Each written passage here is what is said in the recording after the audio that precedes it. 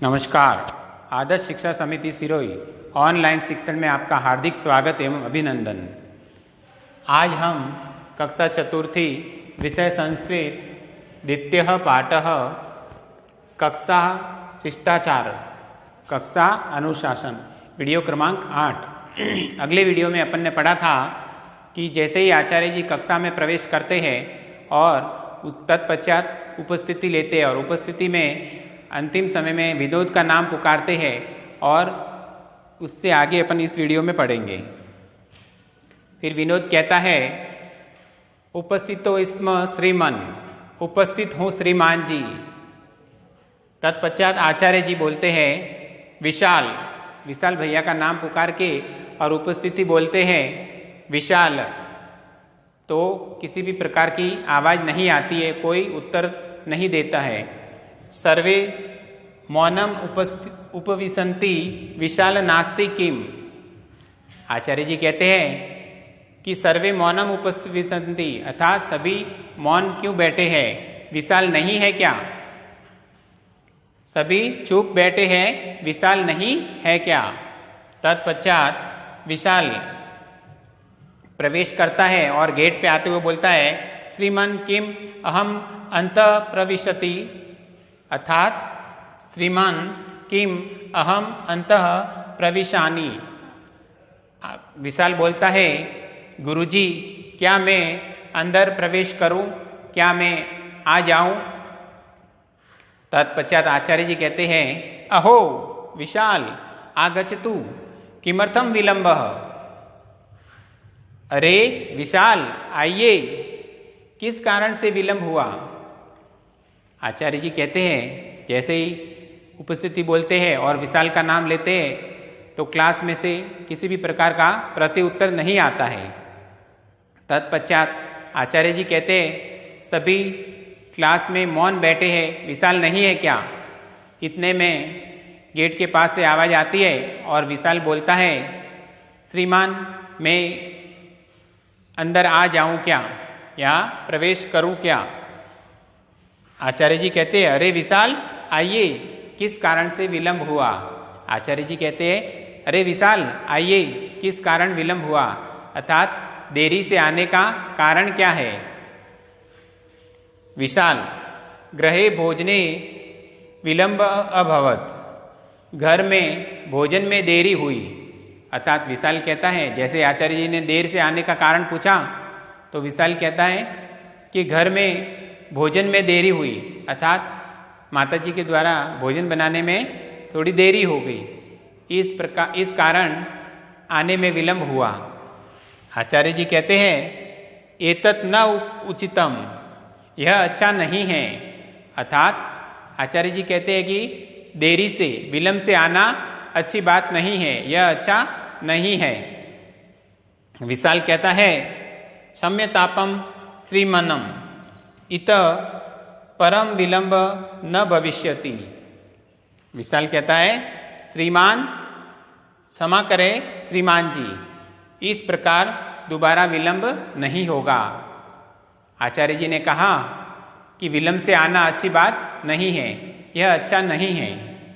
तत्पश्चात विशाल भैया क्षमा मांगते हैं, क्षमा करें आचार्य जी, क्षमा करें श्रीमान जी, आगे से दोबारा ऐसा नहीं होगा, अर्थात दोबारा लेट देरी से विलंब से नहीं आऊँगा।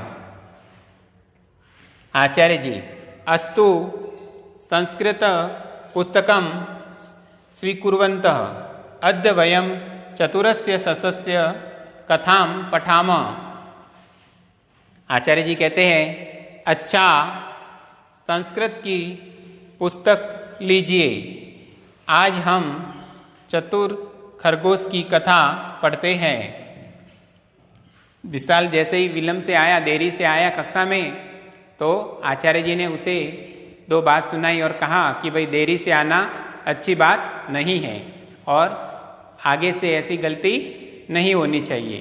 तो भैया विशाल गुरुजी से क्षमा मांगते हैं, क्षमा करें श्रीमान जी, आगे से दोबारा ऐसी गलती नहीं होगी, अर्थात दोबारा देरी से नहीं आऊँगा। तत्पश्चात आचार्य जी कहते हैं अस्तु संस्कृत पुस्तकं स्वीकुर्वन्त अद्य वयं चतुरस्य ससस्य कथां पठामः। अर्थात अच्छा संस्कृत की पुस्तक लीजिए। आचार्य जी सभी बच्चों को बोलते हैं कि संस्कृत की पुस्तक लीजिए, यानी कि संस्कृत की पुस्तक खोलिए, हाथ में लीजिए। आज हम चतुर खरगोश की कथा पढ़ते हैं। आज हम चतुर खरगोश की कथा पढ़ते हैं। रवि श्रीमान प्रमोद तुदती। रवि कहता है श्रीमान जी प्रमोद परेशान करता है।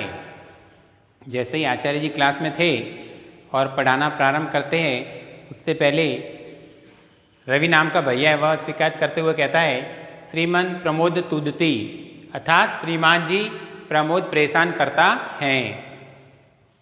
आचार्य जी कोपेन प्रमोद न तुद भवान बहु चपल।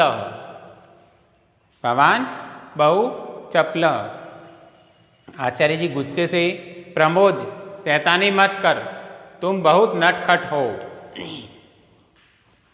आचार्य जी कहते हैं गुस्से में आके प्रमोद शैतानी मत कर, तुम बहुत नटखट हो।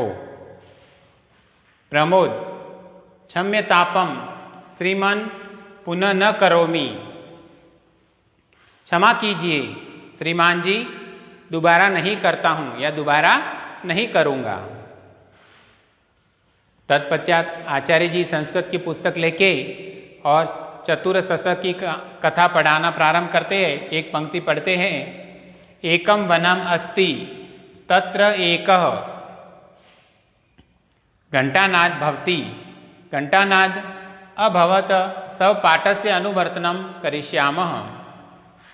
एक वन है, वन यानी जंगल है, वहाँ एक, इतनी पंक्ति पढ़ाते हैं और इतने में घंटा बजने की आवाज़ होती है या घंटे की आवाज़ सुनाई देती है।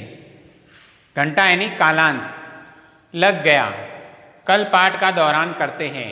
आचार्य जी कहते हैं, एक पंक्ति पढ़ाते हैं, तत्पश्चात कहते हैं कि इतने में घंटे बजने की आवाज़ उन्हें सुनाई देती है और कहते हैं कि घंटा बज गया यानी कालांश लग गया, कल पाठ का दौरान करते हैं। छात्र धन्यवाद श्रीमान, धन्यवाद श्रीमान जी। आचार्य स्वागतम, आचार्य जी कहते हैं स्वागतम यानी स्वागत है। एक बार पुनः समझेंगे। रवि, रवि नाम का जो भैया है वह शिकायत करते हुए श्रीमान जी से कहता है श्रीमान प्रमोद तुदती, श्रीमान जी प्रमोद परेशान करता है। आचार्य जी गुस्से में आके बोलते हैं कोपेन प्रमोद न तुद भवान बहु चपलहम। गुस्से से प्रमोद शैतानी मत कर, तुम बहुत नटखट हो।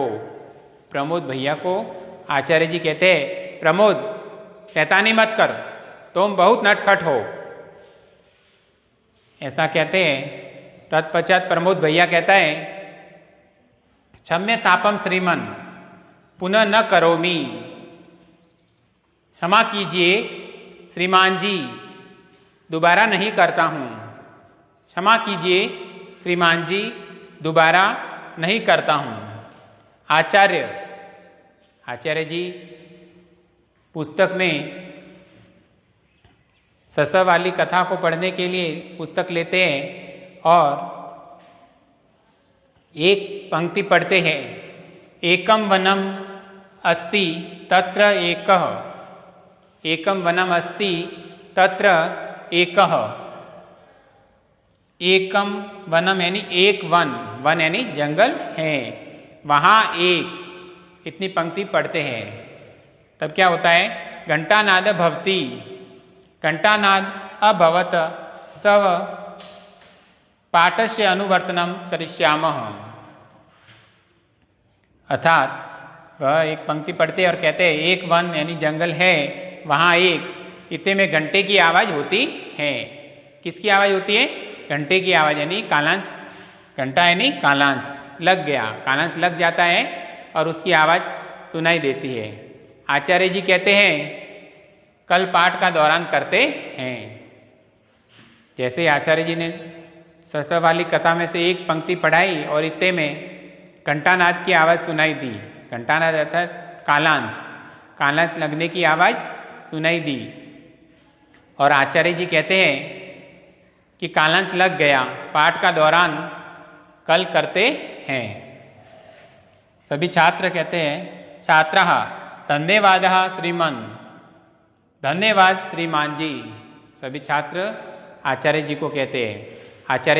आचार्य जी जब कहते हैं कि पाठ का कल दौरान करते हैं तो सभी छात्र कहते हैं धन्यवाद श्रीमान जी। आचार्य जी कहते हैं स्वागतम यानी स्वागत है। आचार्य जी क्या कहते हैं? स्वागतम यानी स्वागत है।